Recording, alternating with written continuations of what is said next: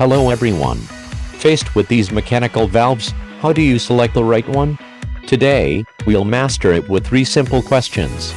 First question, is it operated by a person or triggered by a machine? Manual valves, like push buttons, are human-machine interfaces for commands like start, stop, or reset. Mechanically triggered valves, like rollers, are for automation. They use physical contact to detect position and confirm workpiece placement, ensuring seamless process flow. Okay, if it's manual, the second question, is the action momentary or maintained? Push-button valves are momentary.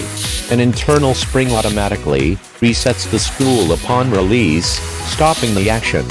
This is ideal for precise control scenarios, like inching or fine-tuning, where safety is key.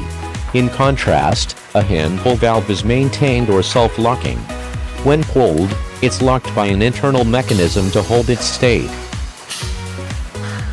This is useful for applications that need to stay on or off for long periods, like a main air supply switch.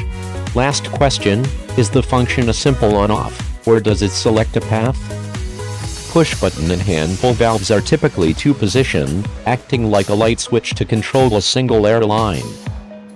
A rotary valve, however, is like a railway switch. As a multi-position, multi-port valve, it directs the airflow to switch between different operating modes. So, to summarize the selection guide, for machine contact, use a roller valve. For manual inching, use a push button. To maintain a state, use a hand-pull valve. To switch modes, use a rotary valve.